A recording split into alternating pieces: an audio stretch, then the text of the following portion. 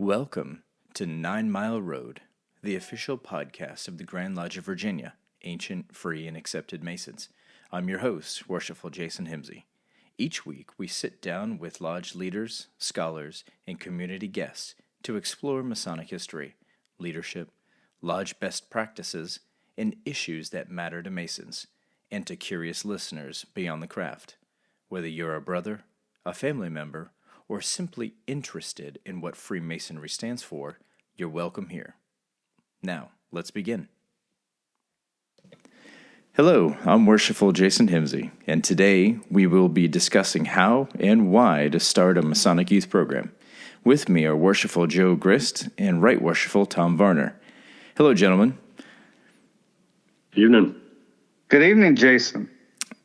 Well, Masonic youth is a very exciting topic, and I'm confident that this will be a great episode. Joe, why should a lodge or district look at starting a Masonic youth group? Well, Freemasonry is more than just where good men become better, something we're always taught in the lodge. It also actually provides the foundation for our youth to develop and grow into good and better adults. Each of the three Masonic youth groups, DeMolay International, Job's Daughters International, and the International Order of the Rainbow for Girls, are all rooted in core family values that we cherish. This includes faith, patriotism, and service to others. So they are already embodying the very tenets that we learn in our Blue Lodge. Now, as part of the Masonic family, they bring a very special element to our lodges where the sons, daughters, and their friends, regardless of Masonic family affiliation, can allow whole families to experience the fraternal bonds we learn in our lodges. Many Masons that I know have started their journey because their first introduction into Freemasonry was through the activities of their son and daughter in a Masonic youth organization, and also because their interactions with the adult Masonic leaders supporting those youth organizations. That's great. I see the overlap there in the importance of the Masonic orders, if you will, to support our youth. Now, Tom, I believe you started a new DeMolay chapter in Petersburg. Can you walk us through the process in doing that and how it's benefited the lodge or the district? Yes, historically, DeMolay chapters, probably like Job's Daughter, Bethel's, and Rainbow Assemblies, have been started in three different ways.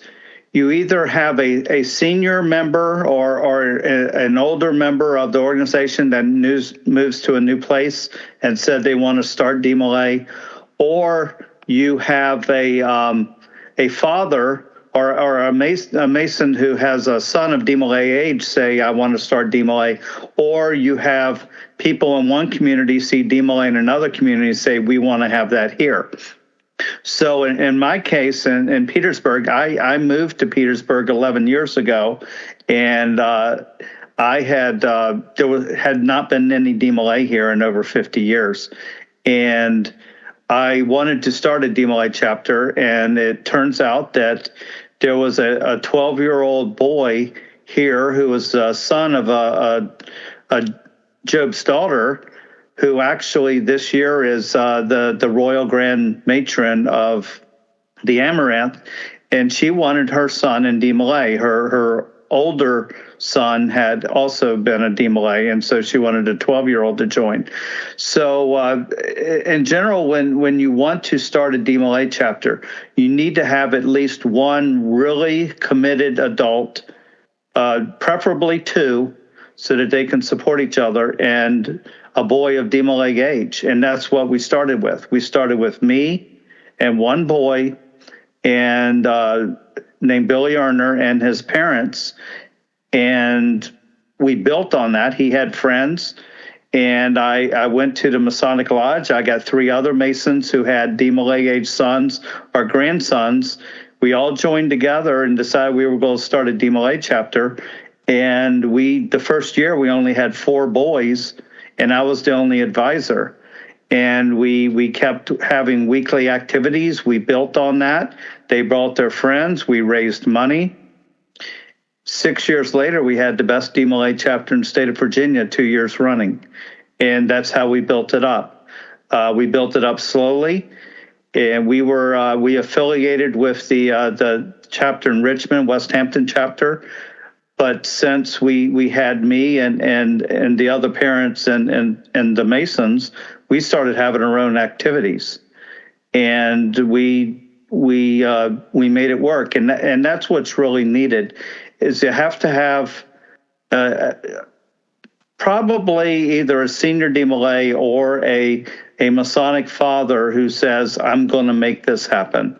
And no matter what obstacles that they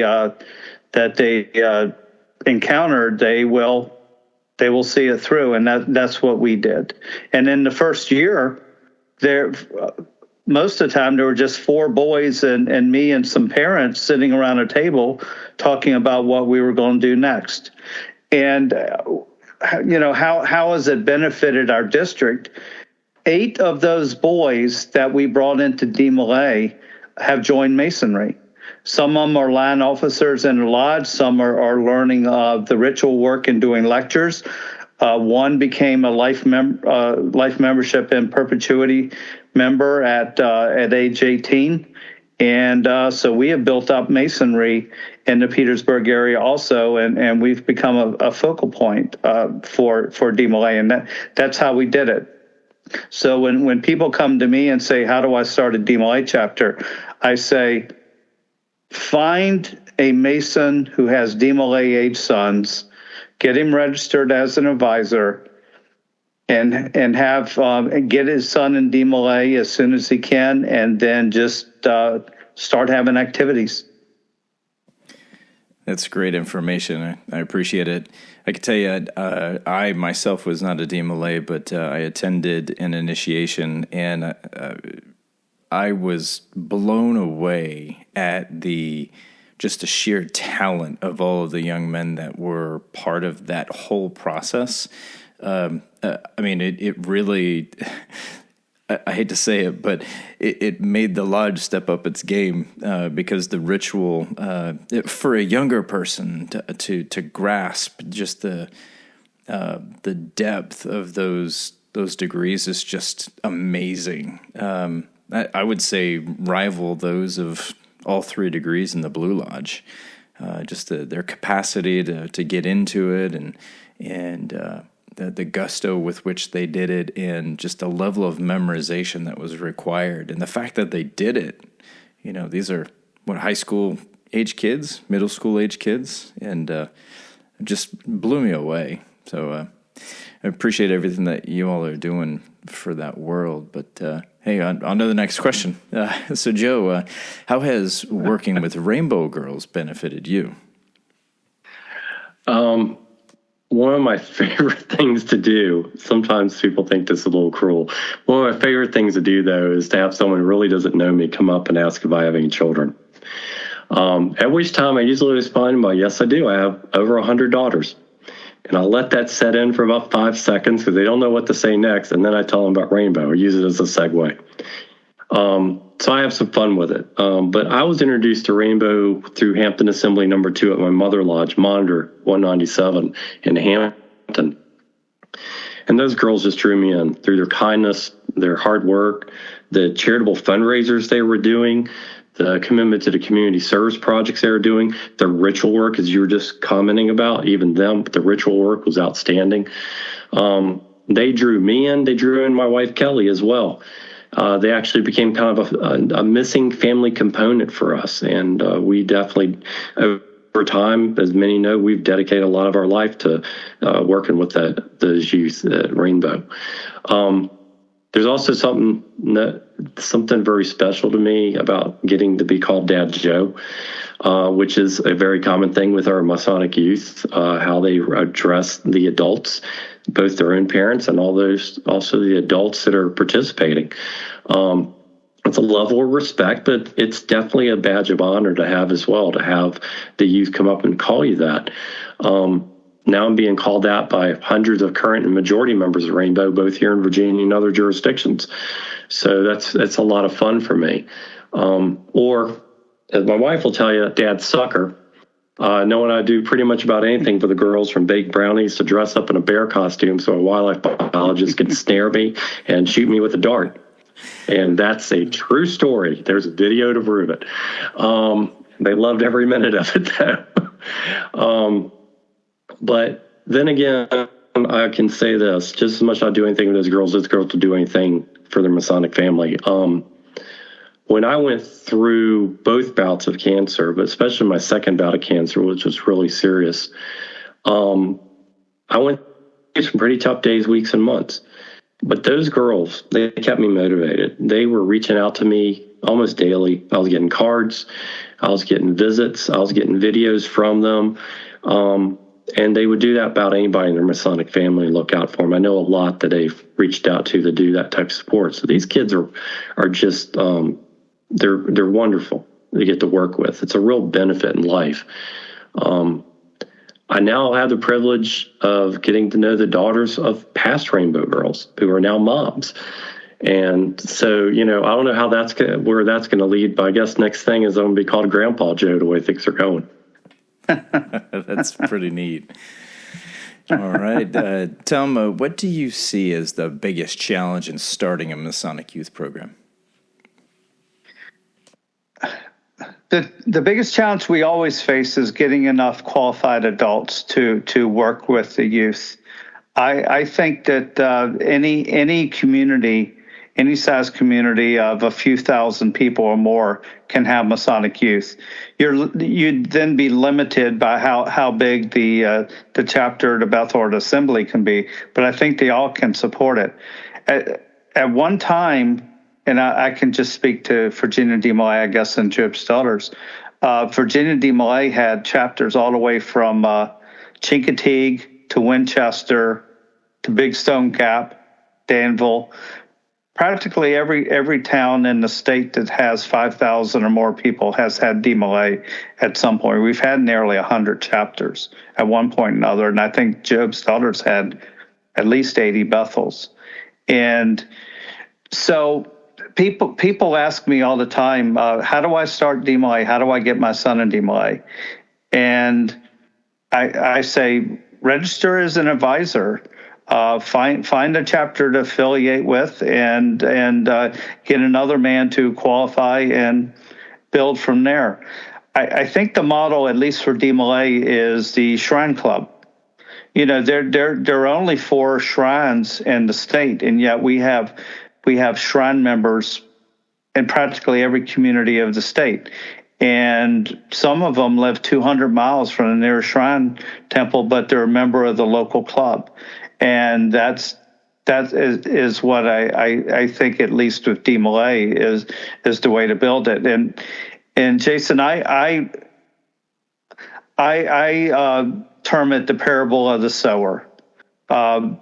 We should scatter seed throughout the state in every community. Try to get de Malay going in all of them. Some will find fertile soil and sprout. Others will land on rocky ground and not. But we need to encourage everybody who has de Malay age sons to get their son in de Malay, and we'll figure out what chapter they should belong to. But that's what I would like to see them do. And we have a chapter in Petersburg. There's interest in Suffolk, and they should see what they can do in other communities. And I saw Rainbow growing. I was an active de Malay at the time, and I remember when Hampton Assembly and the McLaurin Assembly were the only ones in the state, and then they started expanding it across the state, community by community. So that I think the biggest challenge is convincing people that you can have a de Malay chapter there, and even if you have 5 or 10 boys join de Malay, they can still have fun. And I've never known anybody who joined de Malay and was sorry they did it. So they might not have a chapter with 30 people or 50 people, but they can have a real good group with 10 or 15, the same way the Shrine Clubs do. So that's what I think is the biggest challenge is getting the adults and who have DMLA age sons or friends or grandsons or nephews and getting them to see the potential. I appreciate that, Tom. Now we're going to shift into the how do we make it all happen perspective. So, Joe, what is the Virginia Masonic Youth Foundation, and how can it help with the financial needs for starting a program?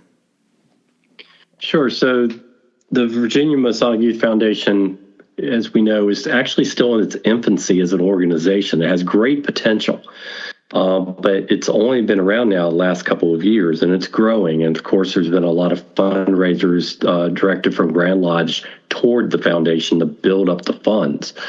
Those funds are there to become beneficial funding for each one of our 3 youth groups in the state. So it's kind of fun watching it from the ground up get built.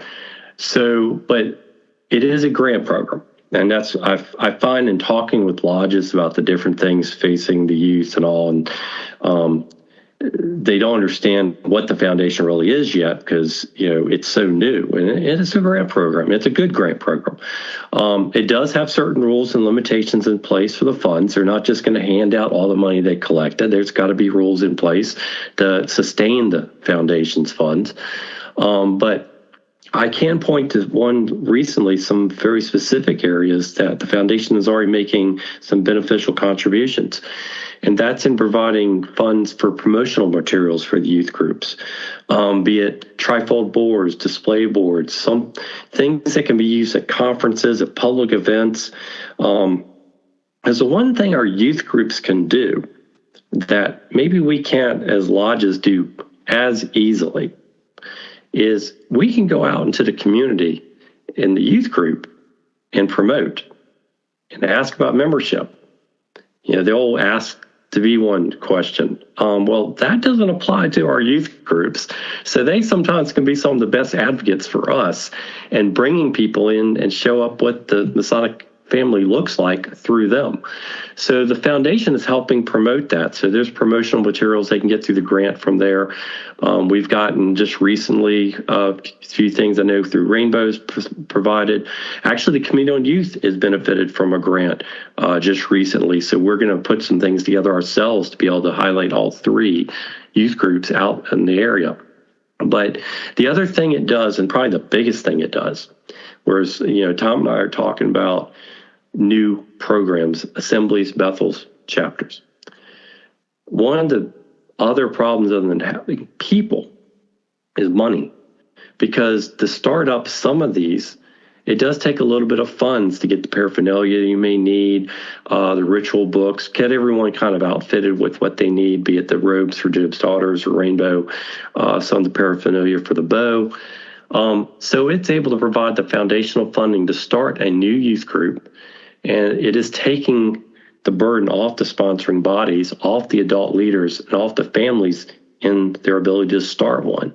And that's a big relief, knowing that they don't have to put out a bunch of money to start this up either. There are means to cover that. Jason, may I add something to what Joe said just now? Absolutely. Go ahead. Joe is exactly right about the cost of starting youth organizations.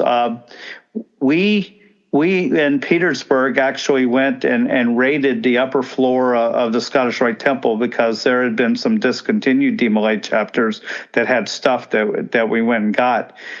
But we started off in Petersburg by raising money and getting money from the local lodge, and we used it to sponsor new members to our activities.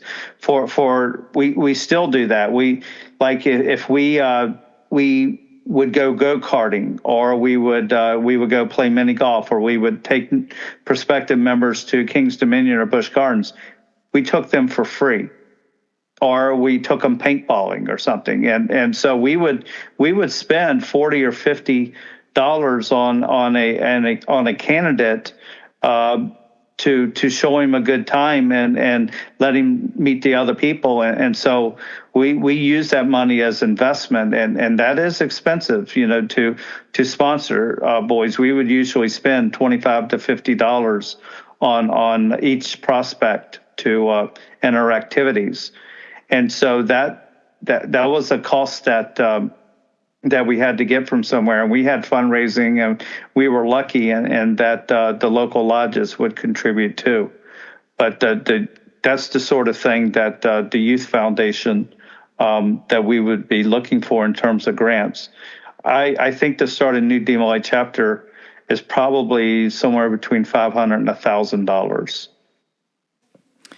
It's a good information to have, Tom, and it's also encouraging to hear that there are grants out there, to help do Masonic stuff. That's not a usual thing that we experience here in the Commonwealth. All right. Well, Tom, you were a DMLA. How has it affected your life? In the most positive ways, of course. I joined DMLA when I was 15 in Waynesboro. And it came along at a time when my the lifelong friends I'd had were starting to play sports, high school organized sports, and I wasn't as athletic as they were, and so they made the team and I didn't, and so I was looking for another outlet, and DMLA came along, and it turns out that I had the right skills that DMLA needed. A good memory, public speaking, and it presented me with a set of new friends that really expanded my outlook and gave me positive things to work towards. And so I've been active in the Masonic family now for 48 years here in a week, and of course I had a very positive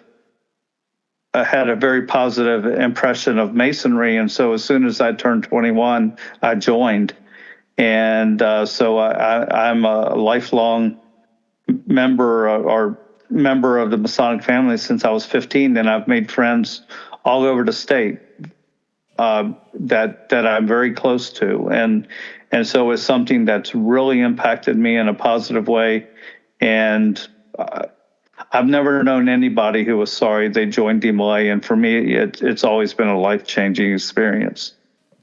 That's great. Thanks for sharing that and opening up the kimono, if you will. So we're going into the last question, and this one's for you, Joe.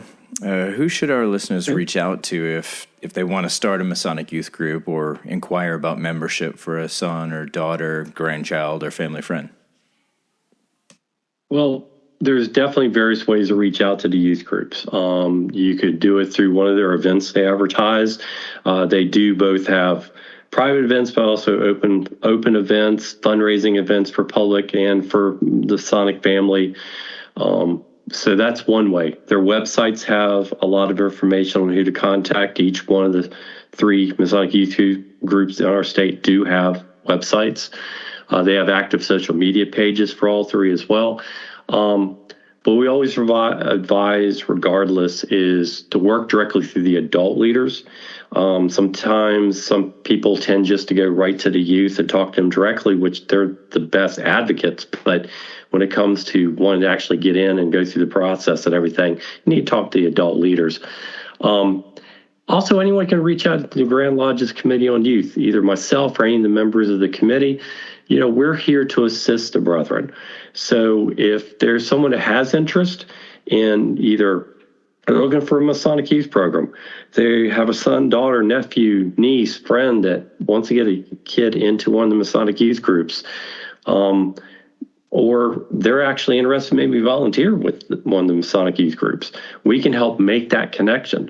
I often speak with the state leadership of all 3 groups. And so if I know someone's trying to get in connection, I will put them directly into it, because they're the ones, when you want to start a chapter or an assembly or a Bethel, you got to go through the state leader. We can help put people together, but it's those state leaders that actually can make it happen and start things up. Beyond that, it's just we'll be at all the conferences. You'll see us with displays at the conferences, the leadership conferences. You'll see us with displays at Grand Lodge. Come up and talk to us. Ask questions. That's what we're there for. That's great. I appreciate it. Well, I can tell you, I've learned a lot over the course of this podcast. And, in the back of my mind while you all were discussing the youth groups and how it's impacted your lives and how Masons can get involved, I was kind of brainstorming in my own mind, how could we get more Masonic participation in these youth groups? And I think it might take, or one way to do it would be looking at an unconventional way of incorporating the youth into Masonic events. I'm just thinking about my lodge. Would it be a bad thing to maybe have any of the youth groups help prepare the meals before the stateds or called communications, or maybe having some sort of mentorship program just before a stated communication? Maybe have some of the demo lay hang out with the Tyler for a little bit, and somehow find a way that they can participate in Masonic events. It exposes the youth more to the Masons that they hope to one day be like, but it also, I think, would create an opportunity for Masons to see the youth in action, and maybe the youth will provide an example to Masons to help them step up their game, if you will. I would, Jason, if I add to that, I would challenge any of the lodges to go visit the youth at one of their meetings, especially if you hear they're doing an initiation, which is some of the best ritual work you're ever going to see in any of the three. It does two things. Other than the fact they're going to get the benefit of seeing the kids in action. They do a wonderful job. They really put everything into it. And we're talking 10, 11-year-olds sometimes being just phenomenal ritualists. It puts some of our own guys to shame.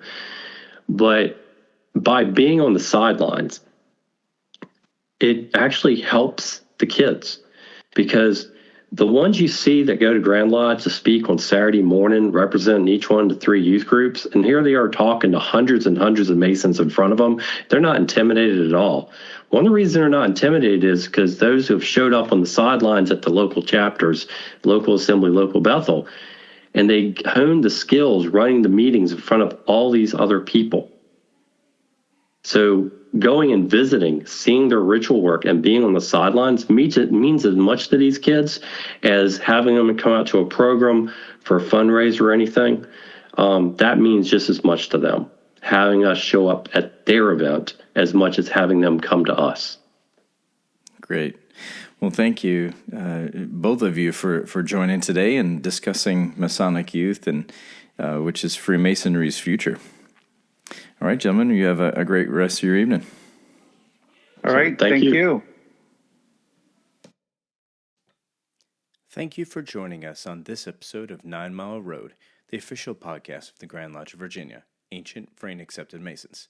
If you have questions about today's episode, or if you're interested in learning more about Freemasonry, please visit the Grand Lodge of Virginia online at www.grandlodgeofvirginia.org, or explore www.beafreemason.org and complete the I'm interested form. Until next time, thank you for listening and travel safely.